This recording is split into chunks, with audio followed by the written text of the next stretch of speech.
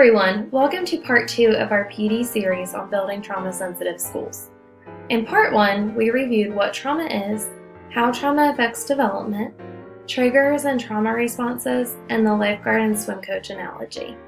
The main goal of part 1 was really to orient us as to why we're moving toward building a more trauma-sensitive school. So now that we know the why, we're going to start digging deeper into what it looks like to truly be a trauma-informed school, including fostering secure attachments with our students, some mindset shifts that we need to make, and the 4 essentials of a trauma-sensitive school. Part 3 will be presented when we get back to school in July, and that's really going to focus on specific trauma-informed strategies that you can use on a daily basis in your classroom. And while you're watching today, please write down any questions you have on this part of the training and submit those to the Google Doc via the link that was provided to you. Just like we did for part 1, we're going to answer all of your questions that you submit during a live Q&A session that we're going to host this Friday from 11 to 12. So we really look forward to hearing the questions that you have and being able to answer those for you. So let's go ahead and get started.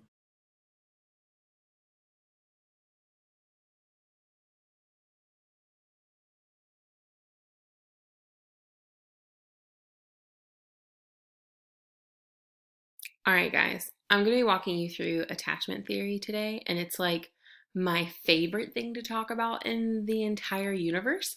This is literally take 8 of me trying to perfect this. Buckle your seatbelts, let's get into it. So attachment theory comes from John Bowlby in the 1960s, and he had this theory that the interactions parents had with their infants would influence the development of those children. And not only have we found out through the decades of research since that theory that it's true, it's like truer than true. Those early interaction patterns influence physiological development, the development of self-regulation, both as like a baby, but also into childhood, adolescence, and adulthood, and also influences, if not really determines, the kind of relationship patterns that child is going to have for the rest of their entire lives. No pressure. So these kind of patterns, these attachment patterns, play out in your classroom, both with you and with their peers. And so how attuned and in sync their caregivers were in their earliest days of living determines a lot. But the good news is that we can determine a lot as well. Attachment patterns really solidify between ages 0 and 5. And so we have like the insane opportunity in our pre-K program to influence the pattern, not just to be a secure attachment figure, which is what the rest of us get to do and is significantly important, but our 3, 4, and 5K teachers have the opportunity to actually establish a secure attachment pattern, which is mind-blowing. The rest of us get to be secure attachment figures, which the research has shown is also significant, because even though we can't maybe change all of the patterns of interaction this child has for their life, they learn what it means to be in a healthy relationship, and that knowledge stays with them forever. So there are 2 main kinds of attachment that happen. There's a secure attachment and insecure attachment, and that's where things kind of get a little tricky. So how do we stay attuned to our kids and stay in sync with them now that we know how important it is? Hope you enjoyed my 90s pop pun. So secure attachment, the foundation of it are these harmonious interactions between a parent and an infant. It's when a mom is able to go, oh, I know what that face means, we're about to have a dirty diaper. Or a dad goes, ooh, I know that cry, she's hungry. And so when children have parents who are reliable sources of comfort and strength, they are able to get in sync with the people around them and develop self-awareness and empathy and impulse control, all of the good things. Now, notice I said reliable sources, not perfect sources. That's going to be the case for us as well. So if I have any parents in the audience who are going, I don't attune to their need every moment of the day, take a breath. Like, it's not about being perfect all the time, it's about being consistent and reliable. So you have this dance of attunement that happens in these secure attachments where for parents, it's going in and soothing an infant to help them deal with higher levels of arousal. And for us, it's being able to say like, okay, here's where you are in the river of feelings and how can I help co-regulate you back into your green zone? It's about building trust and affirming connection to allow our kids to be vulnerable. Because truthfully, I think learning is the most vulnerable thing we ever do as people. We take risks and try new things, and we might make mistakes and fail. We might do it publicly, and that's pretty vulnerable. And the way we're able to push into such a vulnerable thing is by being in a trusted relationship where the connection is very affirmed. It's being able to say, you're safe, you're loved, let's learn. Now, the reason why attachment plays such a profound effect, has such a profound effect on their lives, on our lives, is because a threat to connection is a threat to survival.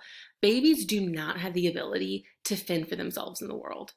Kids don't have the ability to fend for themselves in the world. And so they have to stay connected in order to survive. It's a survival mechanism for them. And so kids are very good at being able to get a connection, whether it's a healthy connection or a positive or helpful one. That can be remain to be seen.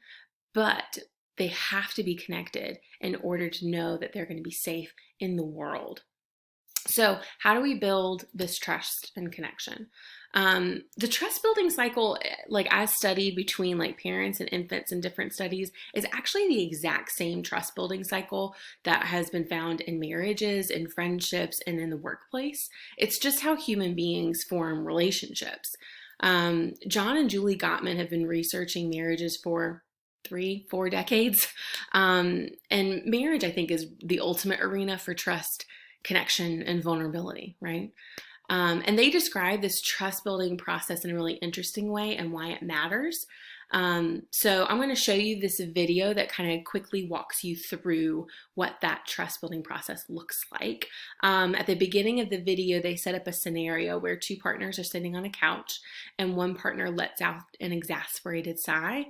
And so the other partner then has this choice: do I follow up or do I just keep watching TV? The sigh is what relationship researchers Drs. John and Julie Gottman would call a bid for connection. Bids can be small or big, verbal or nonverbal. We can choose to turn towards our partner in these moments and accept their bids, or turn away from them and ignore their bids. The Gottmans have spent the last 4 decades studying thousands of couples to answer the question, what separates the relationship masters from the relationship disasters? They found a critical difference in how each type of couple responds to bids for connection. In these moments, masters turn towards each other 86% of the time. Disasters turn towards each other only 33% of the time. A tendency to turn towards your partner forms the basis of trust, emotional connection. So we see from that research that about 4 out of 5 times when a partner expresses a need, asks for attention, or opens the door for engagement, their partner should take them up on it in order to have that mastery of that relationship. The same is really true for our relationships with our kids. I want you to notice that the threshold for masters is 86%, not 100. And that the failure threshold is at like 33%. So there's actually this like wide gap between doing your best and doing your worst. And, masters, you don't have to have an 86% response rate to every single kid in your classroom. Like, you would have no time to do anything else. But you also shouldn't be at that disaster rate with any of your kids either. And the more securely attached your student is to their parent, the less they're going to need you to respond every single time, because they're just going to trust, because of their previous experience, that you're going to come around to them. The more insecurely attached a child is, the more they're going to continually bid for your attention, because it's going to take a long time to build that trust that you are engaged with them, that you notice them, and you care about them. So this is that attunement cycle. So if you ever do any like digging into research between like babies and parents, this is the cycle you're going to see.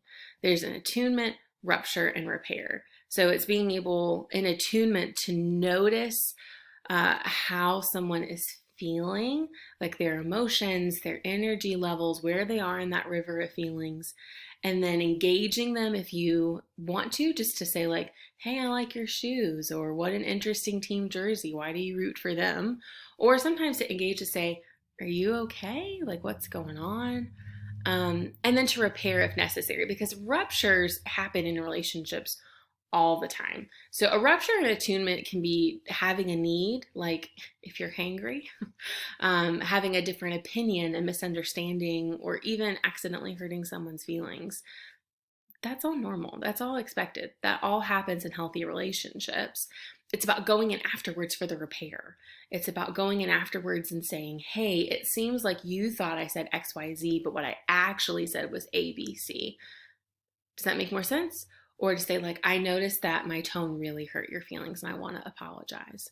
So going in for that repair so that attunement can come back in place is really, really important in building a secure attachment. The other process that's really important is this affirming connection. And it happens in this much larger circle. So this comes out of the Circle of Security Network. And they talk about being a secure base for a child to launch into the world and go exploring. And then while they are exploring, you're able to help if needed, and you're also watching over them. They know they aren't alone in the world. And when they get tired or hurt or hungry or lonely, they come right back to their safe haven, and they know for sure that you're going to be there to protect them and comfort them and help organize them. And you can actually see this process in other mammals. So this is a parent and a child elephant. And so baby elephant is like out in the world exploring, and we'll see in a second that mom is nearby.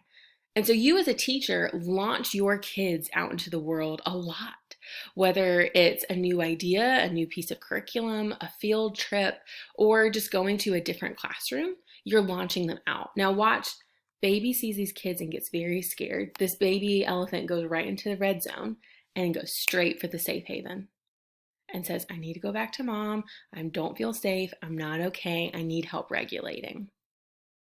And so mom elephant is just like cool as a cucumber, because she's like, I see human kids all the time. This is not a big deal. And so she's able to help co-regulate this baby elephant by offering her calmness, by offering some physical touch.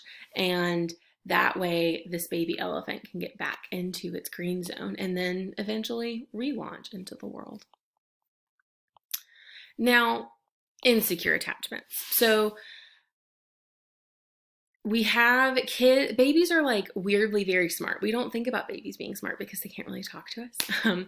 But when a baby figures out that their parent is not able to attune to their needs and impulses, then they kind of become a chameleon. They morph into what they think their mom's idea of a baby is. And so that kind of solidifies a self-belief very, very early on in their lives that I'm wrong, my needs are not right, and so I have to change in order to be loved.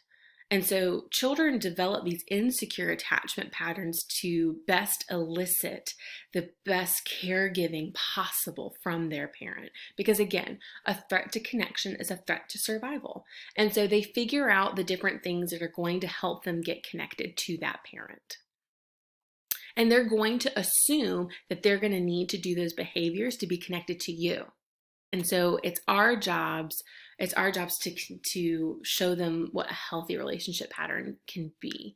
And so a lot of times insecure attachment patterns stem out of parent disengagement, either a disengagement from that trust process or a disengagement from that connection process. And so if we end up disengaging from our kids, if we stop asking for invitations into their lives, it's going to trigger some real pain and fear. Not relief, despite what some of them might want you to think. But for a kid with an insecure attachment pattern, your disengagement is going to trigger all of these old coping skills. And I'm sure some of them are going to be familiar to you. So the first attachment pattern we're going to go over is anxious ambivalent. So anxious babies come from ambivalent parenting. There is a lack of that trust cycle because there's inconsistent presence from the parent. A lot of times the description for this type of pattern is these kids are feeling but not dealing. In classrooms, they're going to have very high levels of anxiety, frequently dysregulated, very difficult to focus, be independent, and they're going to struggle with some peer relationships and they're going to throw out a lot of bids. So because that trust building cycle didn't happen with that mastery level with their parent, they're going to send you a lot of bids, a lot, and they're not going to trust that you're going to come through. So they're going to ask for your attention a lot. It's going to be maybe a little frustrating. A core belief of an anxious attachment pattern child is unless they make a spectacle, no one's going to notice them. And I don't know if you know this first grade girl, I will not use her name. She's the poster child for this. She would bring in a new spectacle every day, sometimes multiple times a day. This day, her spectacle was to become drawers.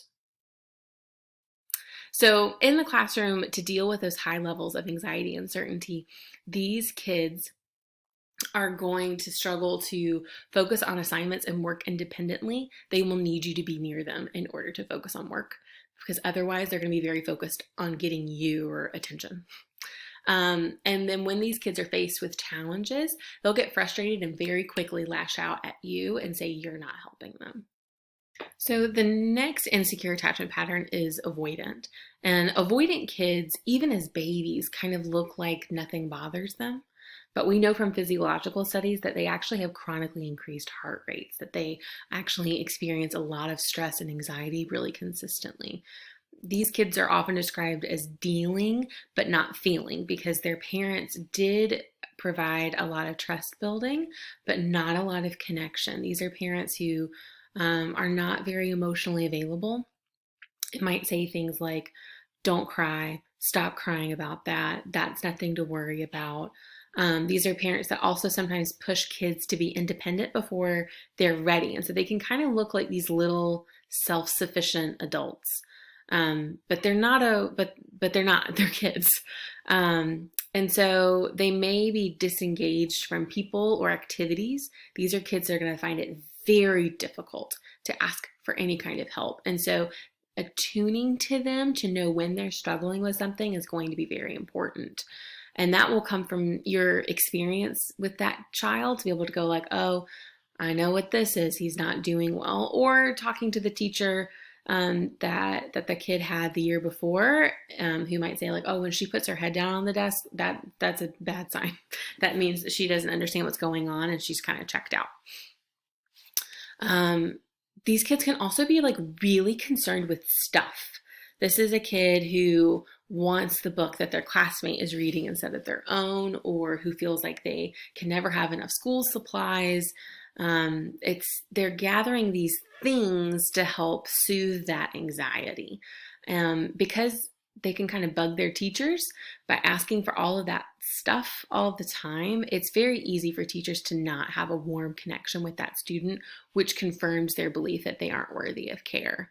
So you have to really be attuned to this kid and in sync to know what they need and be able to help them learn how to articulate it as well.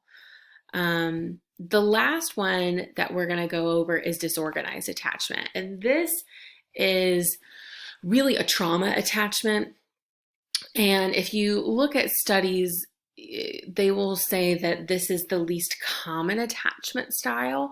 However, our population has a lot of disorganized attachment because families who are experiencing economic hardship often have disorganized attachments. because it's very hard to be attuned to a child when you're under that much economic stress or under some kind of family emergency, or if there's been some kind of traumatic event happening in that family.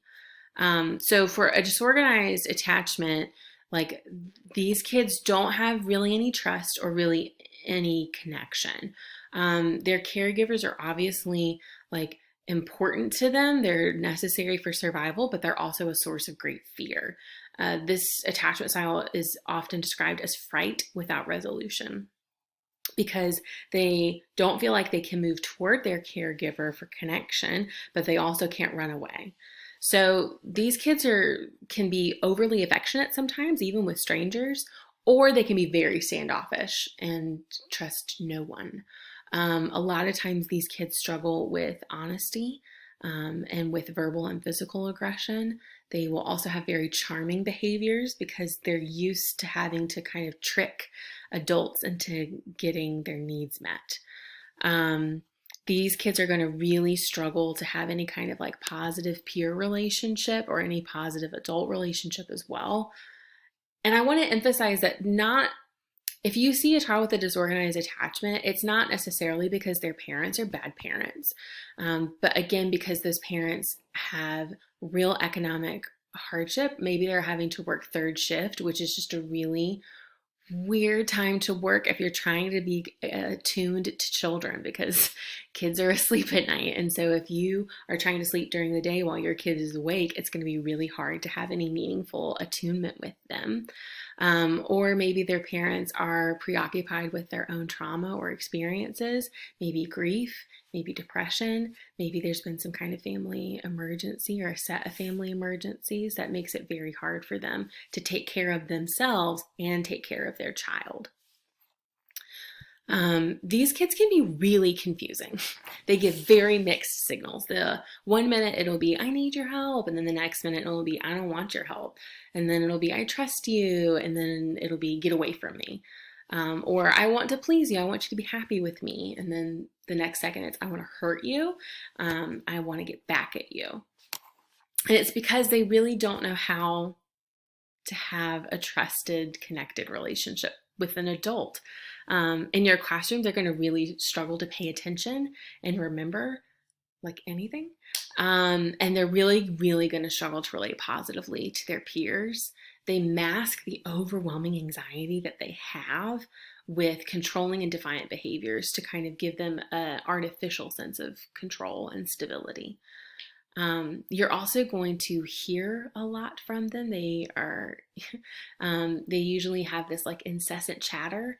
They have very low impulse control and interrupt a lot.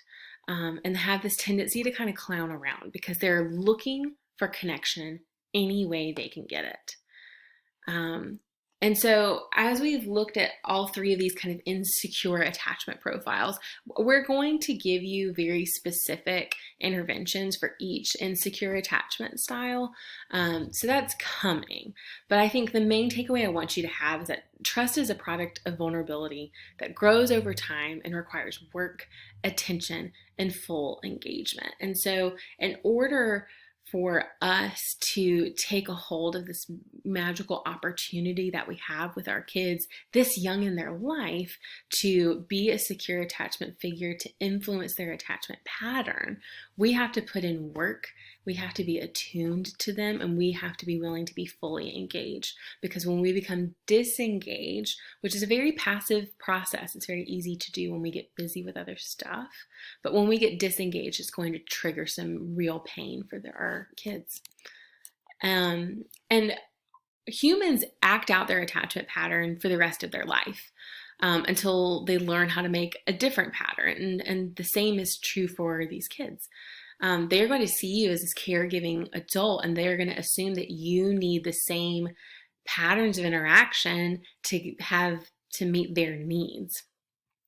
So we have this responsibility really to give them multiple opportunities to experience different, healthier relationships that don't confirm these beliefs that I'm wrong, something with the way I need things isn't right, and so I have to change to be loved. I have to be different than who I am to be loved. we have this magical opportunity to say, that's not right. I see you, I hear you, I understand you, and you matter to me just the way that you are. There's a way for you to show up in the world safely, to be able to build trust and trust others and to feel connected to other human beings. The brain changes. The brain is plastic. And so by building these relationships, you're enabling your kids to not only have positive self-belief, self-efficacy, and self-regulation so they learn more, but they have all of those things to be able to create meaningful relationships for the rest of their lives. It's pretty magical.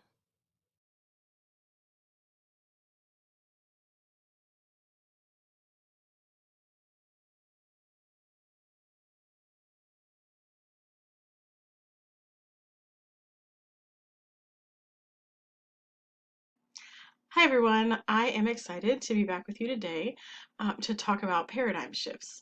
We've talked a lot about what trauma is, and Emily has talked about attachment theory and being in relationship with children and why that's so important. And so now I feel like in some ways this is the first where it's like, here's what we want you to do. And the first thing is that becoming a trauma sensitive school and being a trauma sensitive educator, it's not a new curriculum. It's not lessons for you to teach in your classroom. First and foremost, it's actually just a shift in how we think about our scholars' behaviors and struggles. And that change in thinking leads to trauma informed responses when our children are having difficult moments. So, this change in thinking is is fundamental. Like, it lays the groundwork for how to be trauma informed as a teacher and as an influencer in children's lives.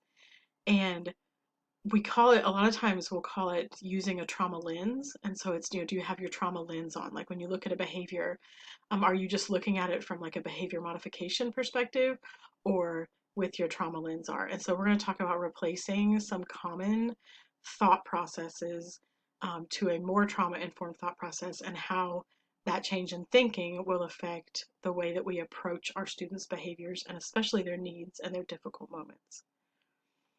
So the first thing is that something that comes up a lot is people feeling like, the trauma happened a long time ago. It happened somewhere else. They've already been to therapy.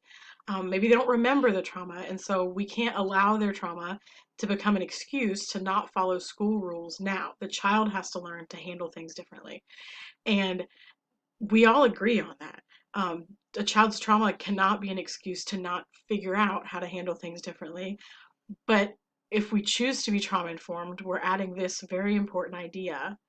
We have a duty to help this child do that. We have a duty to help this child to handle things differently. Because if the child could do it on their own, they would have done it by now. And the child's trauma is getting in the way, and that piece, that trauma, is not their fault. And if we choose to learn everything we can about trauma-informed mindsets and interventions, then we can help them be successful. We can help them. We can be the ones to help them move forward through the trauma thinking that they're using into a better place where they can be successful in school, and then like in the community and into adulthood.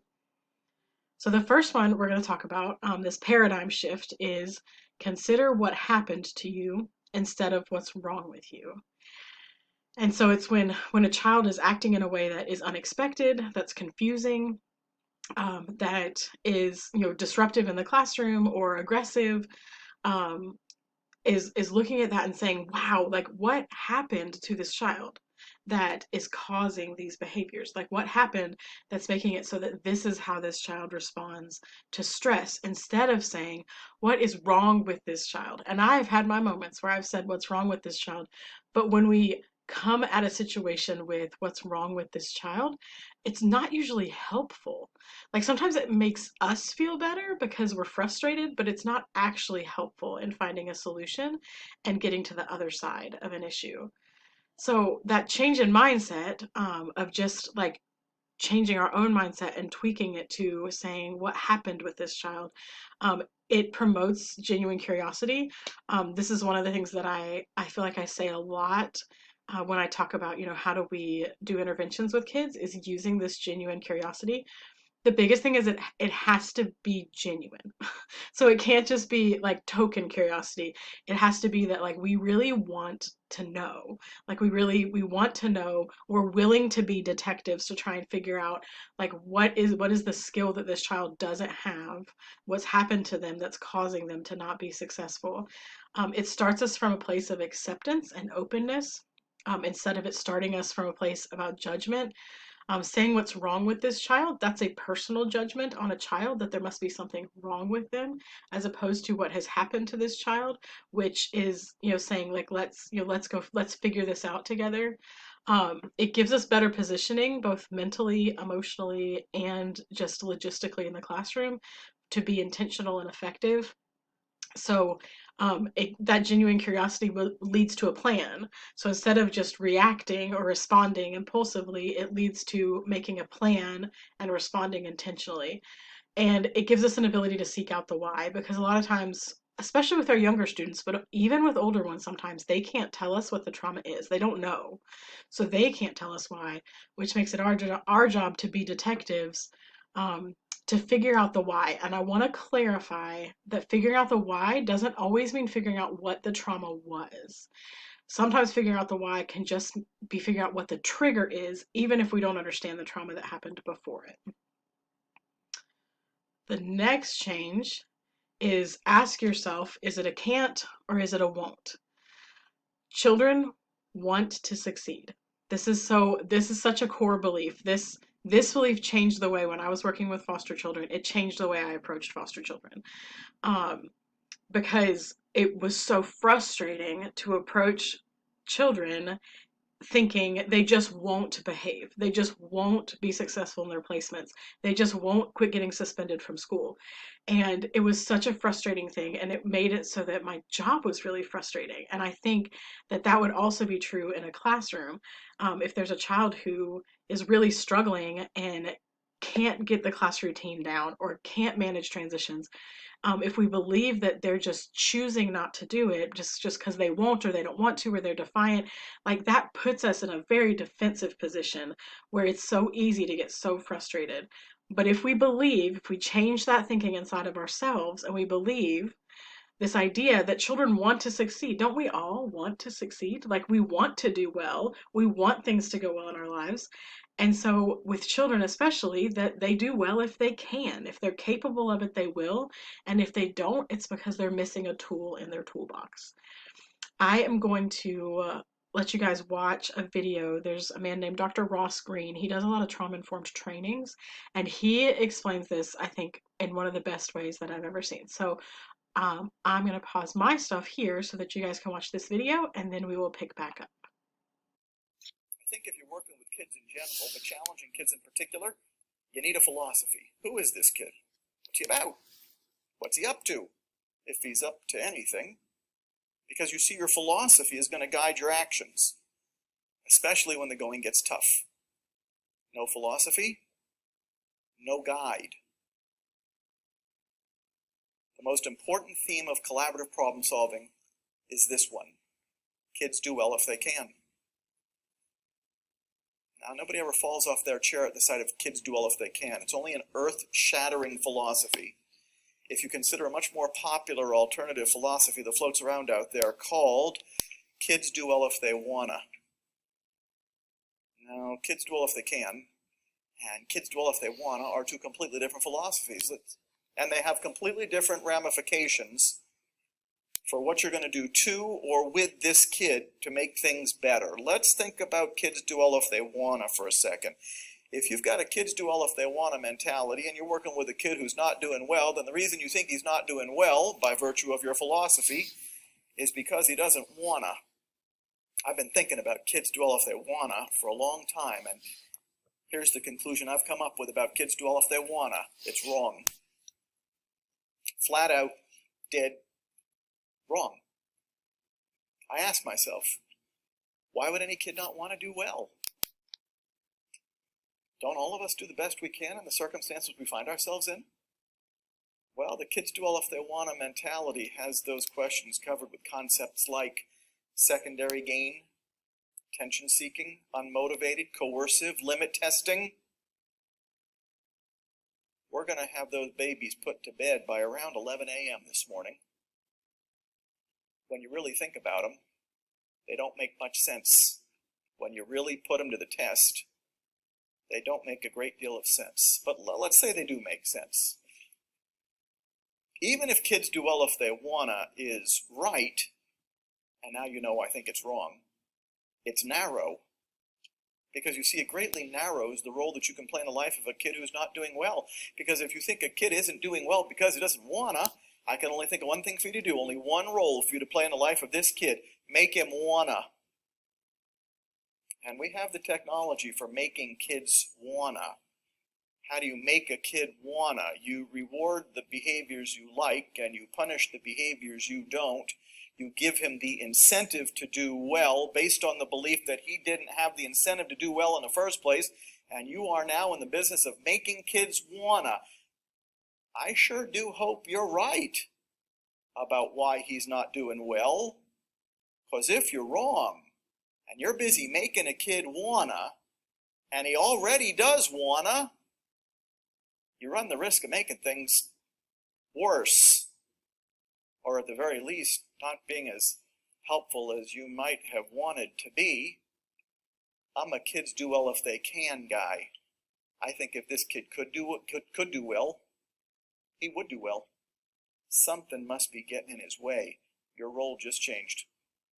Your role just changed. You've just flipped from thinking a kid isn't doing well because he doesn't wanna, and therefore thinking that your role in the life of this kid is to make him wanna, to something a lot harder, and in my experience, a lot more productive.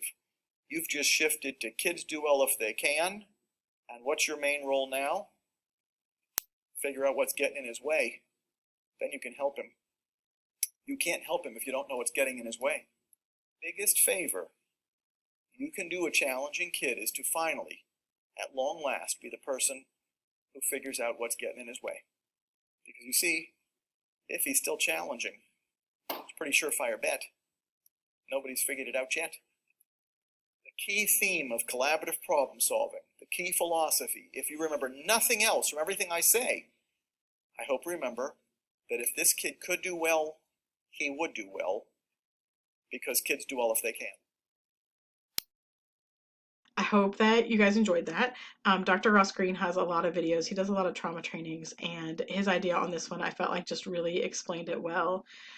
Because I think for me, I don't want like the job of being someone who spends all day every day trying to make kids want to do something. It's just not a job that I'm interested in. And having this shift in thinking is so, it was the most felt like earth-shattering shift for me in my previous job, and I definitely brought it with me into this one, that having this shift in thinking made it so that my job is more fun. Like if I can come in and say, you know, wow, like this child's really struggling. Something has happened with them and they can't do this thing that they ought to be able to do and we think they should be able to do. And so I wonder what tool they're missing. Like I wonder what skill is not there. And if that gets to be my job where I get to have that curiosity and be that detective and go after those reasons and be intentional and plan and figure it out with the child, and then when they're successful, that's such a win for everyone, because it's not just like a pat myself on the back because I made them do what I asked them to do. Like it's this huge win for a child because they got these new tools and they have these new strategies and they will be more successful for the rest of their lives because of the work that we have done together. You guys and me and Lauren and Miss Emily and Miss Siobhan, Miss Lucretia, that all of us have done together with this child will affect them into their future.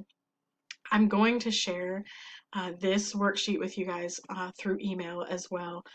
It really helps to just think through, like, are we thinking in won'ts or can't yets? Because we can see, like, if our thoughts are like, he's just lazy, he's just stubborn, he's just defiant, she's just difficult, she's just attention seeking, like, if those are our thoughts, we are in a won't mindset, and we need to shift ourselves into a can't yet mindset so that our thinking shifts more positive and then our responses will be more effective. So I am excited to keep talking about this with you guys going into next school year and for us to all have the same language to use so that we can really continue to make an incredible difference in the lives of our children.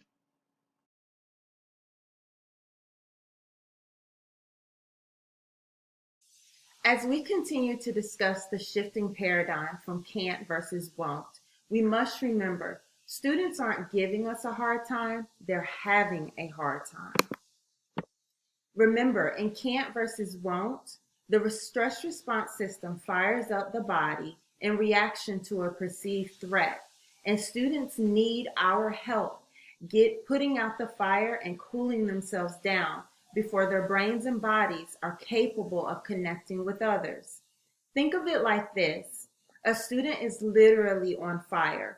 Flames are coming off of the body, and you are yelling, "Stop screaming and we can go out for ice cream." Stop screaming and you won't miss your recess. The student hasn't heard and can't process anything you're saying because their main concern is the fire. You need to put the fire out and help the student recover. Then you can have the meaningful conversation of making better choices. We also must remember that if a child is communicating in a harsh way, using words or actions, it doesn't mean that we respond in that same way. No matter what the student is doing or saying, our response needs to be softer and in a more gentle way so that our state of calm can help regulate the student. As we continue to shift our mindsets of behavior, we must also remember that students aren't trying to get more attention. They have to have attention to develop appropriately. Receiving positive attention isn't something extra that students want, it's a necessity for their development. Students that are traumatized need attention to help maintain their regulation. These students oftentimes display difficult behaviors. A quote that some of you may be familiar with is, "Children who need attention the most ask for it in the most challenging ways." These ways can include shouting, hitting others, difficulty following the rules. We must think outside of the box in meeting this need. Spending 2 meaningful minutes every day for at least 10 consecutive days with a student can be really impactful. We must also remember that the need for attention never goes away.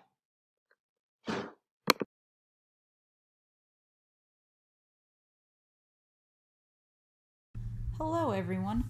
I am sure you've all heard me talk about this mindset before, just maybe not with using the phrase and versus or.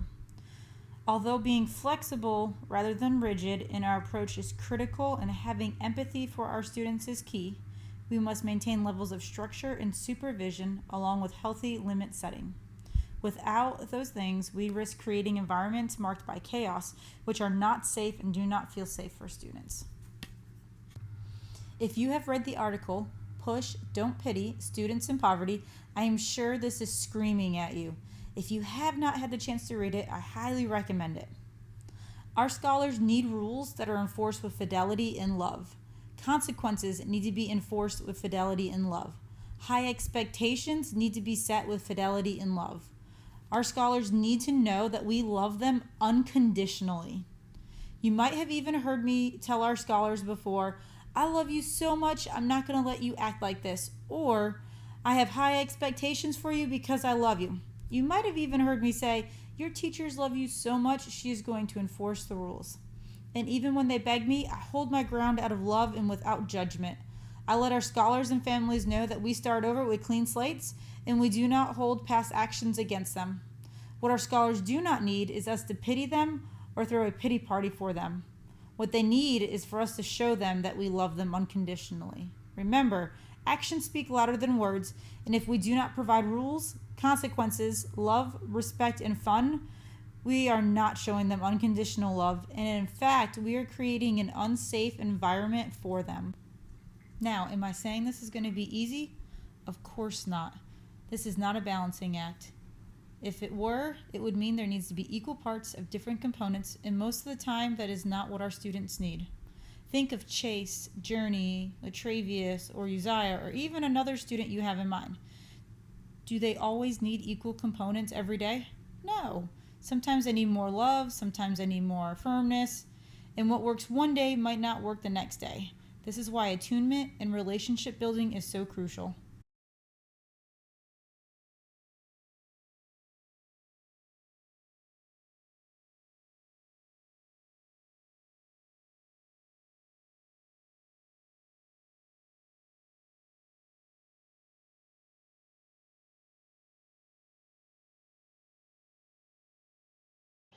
This portion of the PD will focus on the essentials of a trauma-sensitive school.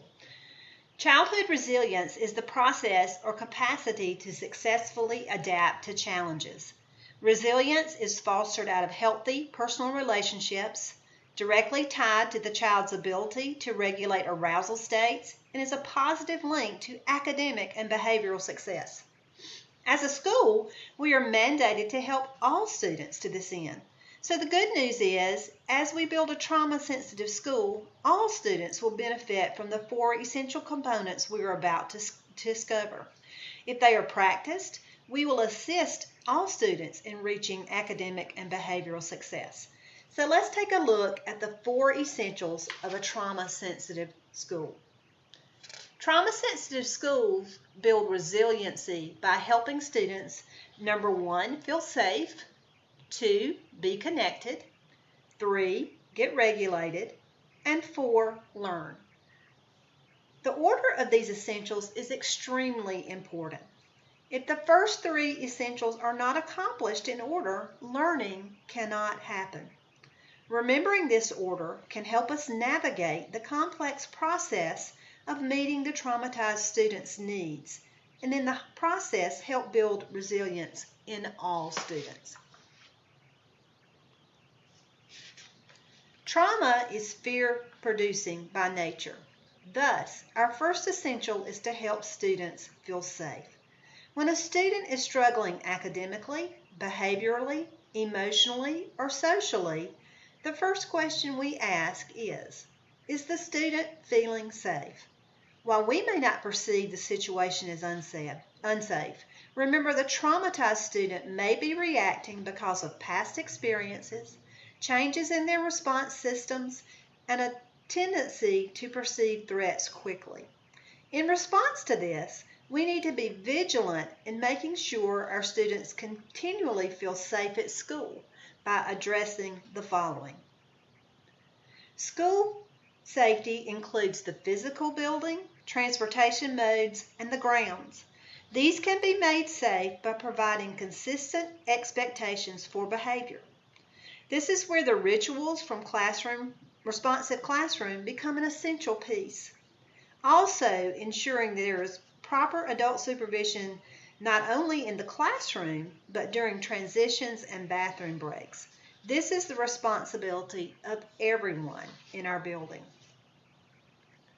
We need to be aware of student health needs to make them feel safe. And we're so blessed at MSA to have our incredible nurse Sherry. When we keep her in the loop about health concerns, she is a master at working with families to communicate needs and coordinate services for our scholars. Family involvement and communication is also essential to safety at school, and it is a strong point of our school family. We should continue this trend and welcome family communications, being mindful that we are doing so and doing our best to offer flexible times and locations when needed. Another piece of Essential 1, school safety, is confidentiality.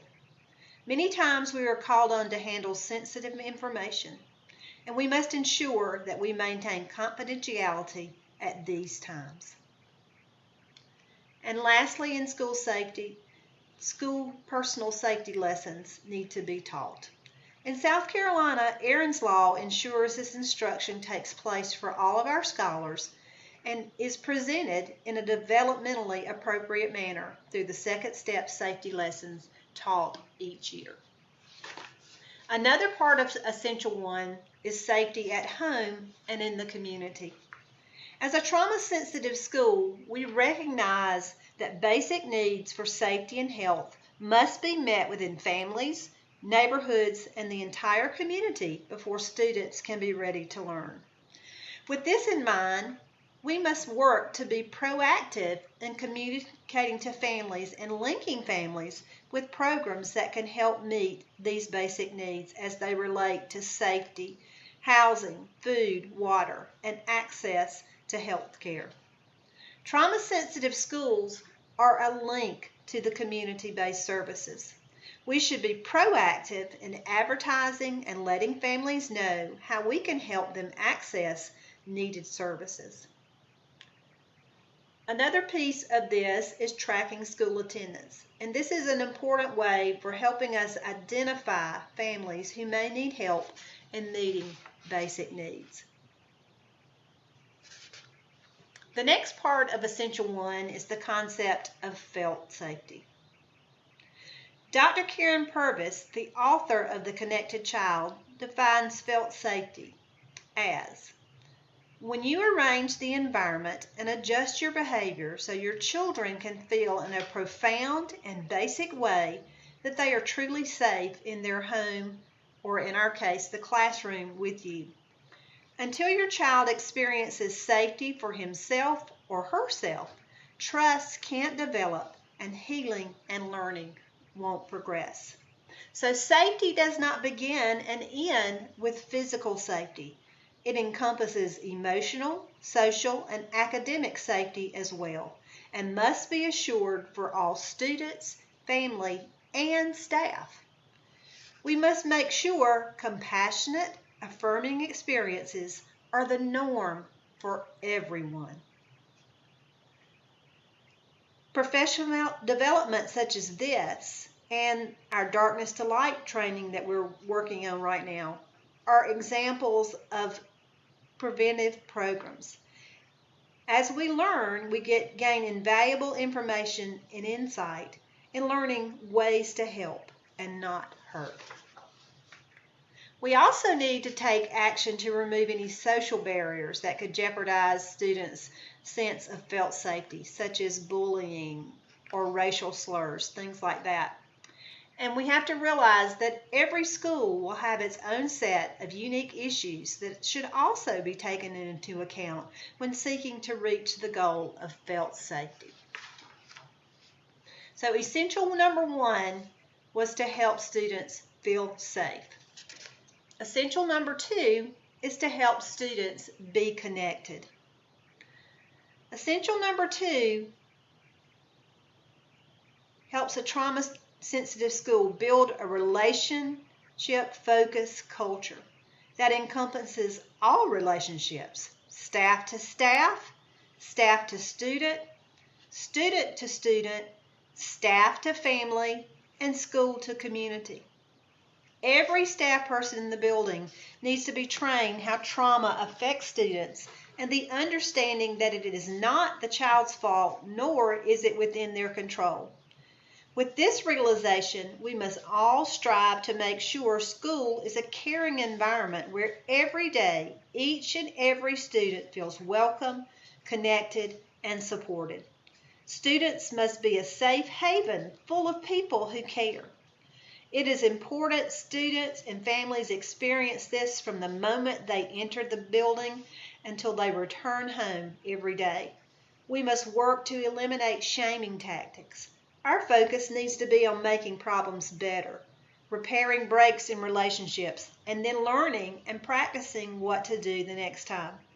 Fortunately, there is always a next time to try again. We have to keep in mind all students learn more from success than from failure. Setting students up for success is a responsibility we must take to heart. Classroom teachers play a significant role in establishing the classroom culture. They greet students warmly each morning, and they know their students' passions, interests, strengths, and worries. Morning meetings and closing circles are a part of this culture, giving students the opportunity to share with each other. Fun is woven into the schedule and lesson plans.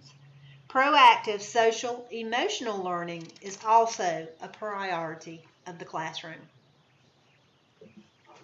Trauma-sensitive schools helps students foster relationships. Mentoring is a great avenue for achieving this. Service learning projects are also another way to connect students to their community. So essential number 1 was to help students feel safe at school. When that's accomplished, we move to essential number 2 to help students be connected. When that's accomplished, we move to essential number 3, which is to help students get regulated. Trauma-sensitive educators know that anything affecting students can potentially affect their school functioning. They also understand that regulating arousal, emotion, behavior, and attention is a precursor to learning. Students benefit from learning self-regulation techniques as well as co-regulation when necessary. So how do we teach for regulation? Teaching should focus on learning to identify, regulate, and express emotions in a healthy way. One of the first steps in teaching students about this is teaching them about their brains. In addition, staff and students should be taught mindful practices, and those practices should be embedded throughout the day. Help should be given to teachers and students also to design personal plans of self-care, which will help them stay well so they can be ready to teach and learn. When students show signs of dysregulation, trauma-sensitive educators respond by coaching for regulation. They lead students in activities designed to help either down-regulate or up-regulate arousal levels so kids can become regulated and ready to learn. Coaching for regulation is available for all kids as teachers recognize teachable moments and provide the just right assistance students need to manage their arousal, their emotions, behavior, and attention in adaptive ways. And I will say this, more training on coaching for regulation is coming. So, once we have made students feel safe, we have helped students connect, and we have helped students regulate, we get down to essential number 4, which is to help students learn. As a reminder, only when the first 3 essentials are in place is the upstairs brain ready to do its job.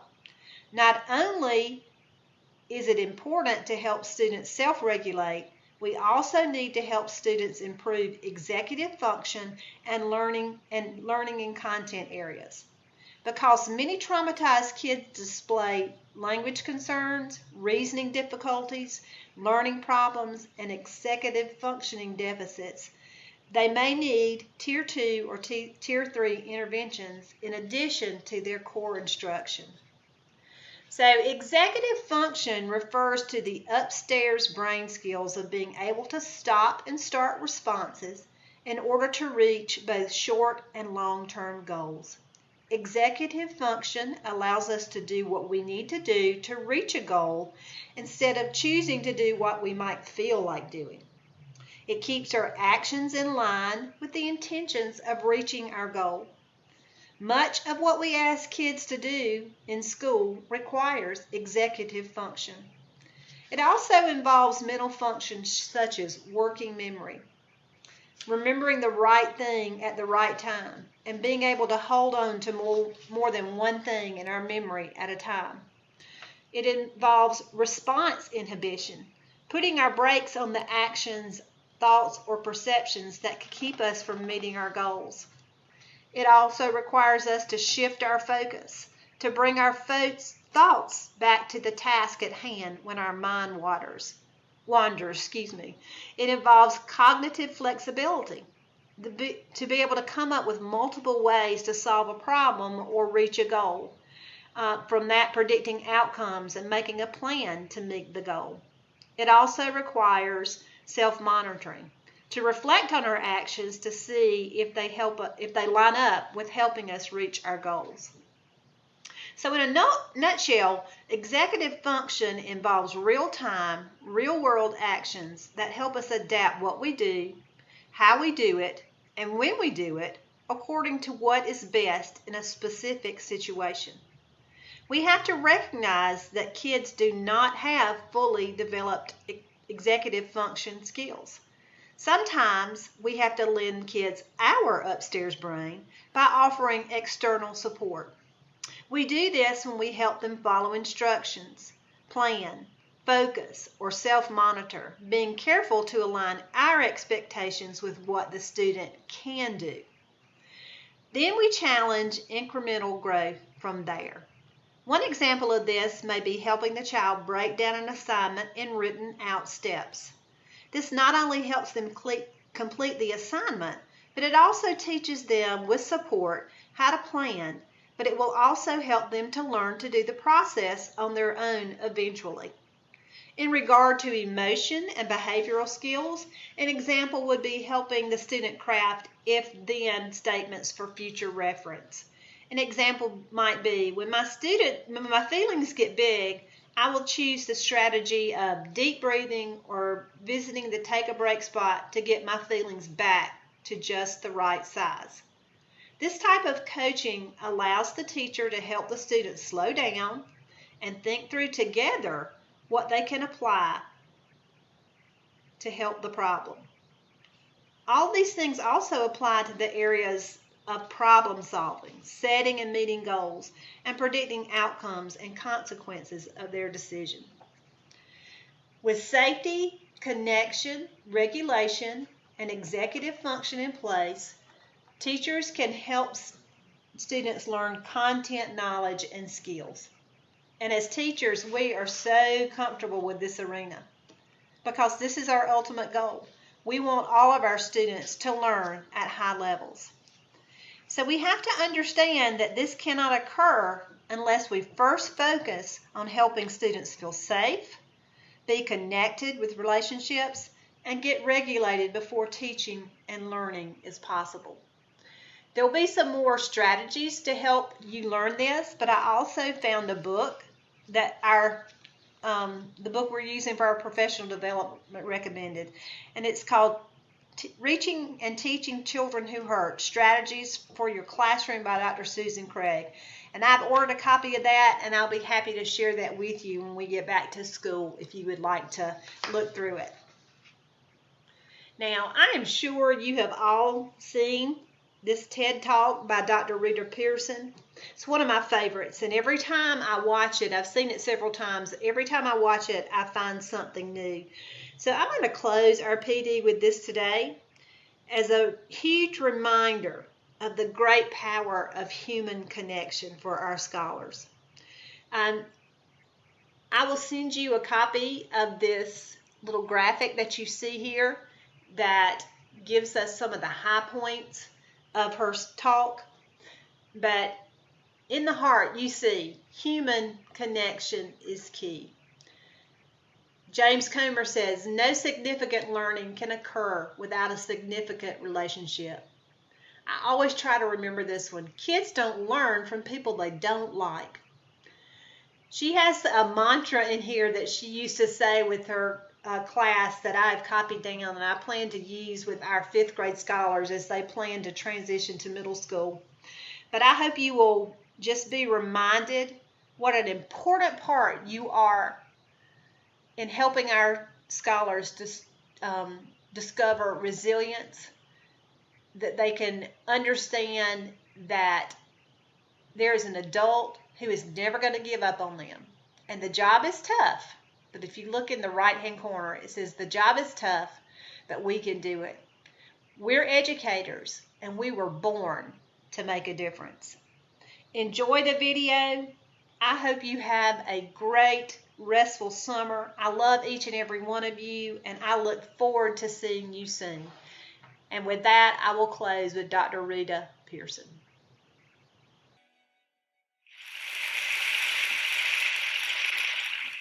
I have spent my entire life either at the schoolhouse, on the way to the schoolhouse, or talking about what happens in the schoolhouse. Both my parents were educators.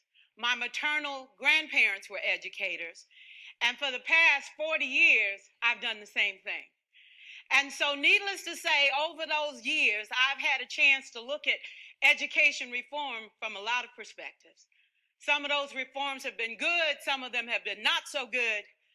And we know why kids drop out. We know why kids don't learn. It's either poverty, low attendance, negative peer influences. We know why. But one of the things that we never discuss, or we rarely discuss, is the value and importance of human connection. Relationships. James Comer says that no significant learning can occur without a significant relationship. George Washington Carver says all learning is understanding relationships. Everyone in this room has been affected by a teacher or an adult. For years, I have watched people teach. I have looked at the best and I've looked at some of the worst. A colleague said to me one time, they don't pay me to like the kids. They pay me to teach a lesson. The kids should learn it. I should teach it. They should learn it. Case closed. Well, I said to her, you know, kids don't learn from people they don't like.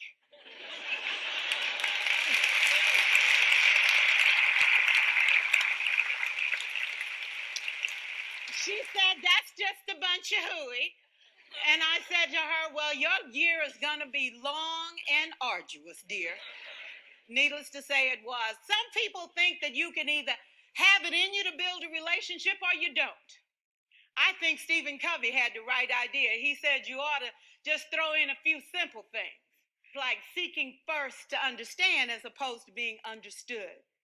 Simple things like apologizing. You ever thought about that? Tell a kid you're sorry, they're in shock.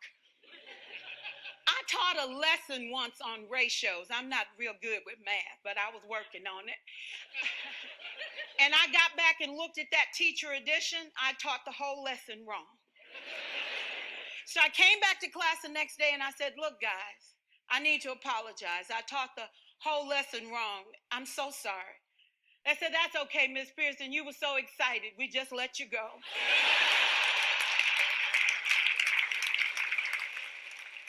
I have had classes that were so low, so academically deficient that I cried.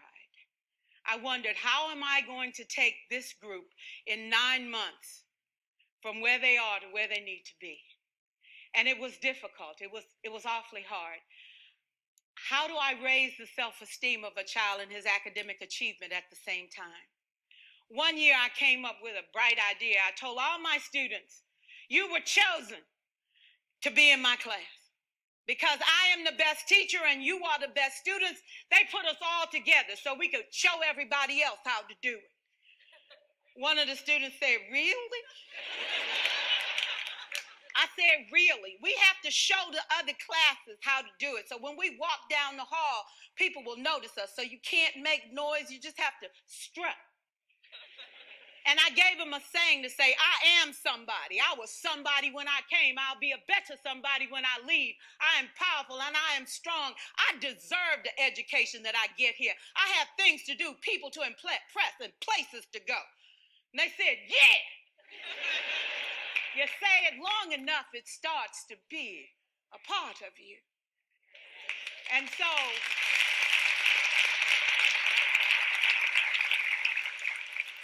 I gave a quiz, 20 questions.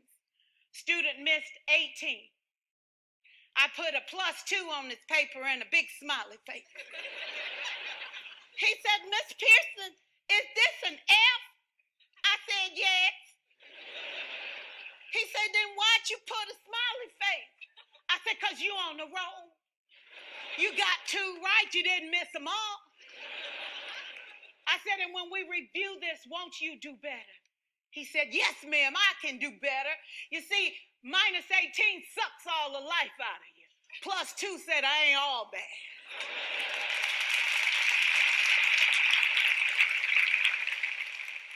For years, I watched my mother take the time at recess to review, go on home visits in the afternoon, buy combs and brushes and peanut butter and crackers to put in her desk drawer for kids that needed to eat, and a washcloth and some soap for the kids who didn't smell so good. See, it's hard to teach kids who stink. And kids can be cruel. And so she kept those things in her desk. And years later, after she retired, I watched some of those same kids come through and say to her, you know, Miss Walker, you made a difference in my life. You made it work for me. You made me feel like I was somebody when I knew at the bottom I wasn't. And I want you to just see what I've become. And when my mama died 2 years ago at 92, there were so many former students at her funeral. It brought tears to my eyes, not because she was gone, but because she left a legacy of relationships that could never disappear. Can we stand to have more relationships? Absolutely. Will you like all your children? Of course not. And you know your toughest kids are never absent. Never. You won't like them all, and the tough ones show up for a reason. It's the connection, it's the relationships. And while you won't like them all, the key is they can never, ever know it. So teachers become great actors and great actresses, and we come to work when we don't feel like it, and we listen to policy that doesn't make sense, and we teach anyway. We teach anyway because that's what we do. Teaching and learning should bring joy. How powerful would our world be if we had kids who were not afraid to take risks, who were not afraid to think, and who had a champion? Every child deserves a champion, an adult who will never give up on them, who understands the power of connection and insists that they become the best that they can possibly be. Is this job tough? You betcha. Oh God, you betcha. But it is not impossible. We can do this. We're educators. We're born to make a difference. Thank you so much.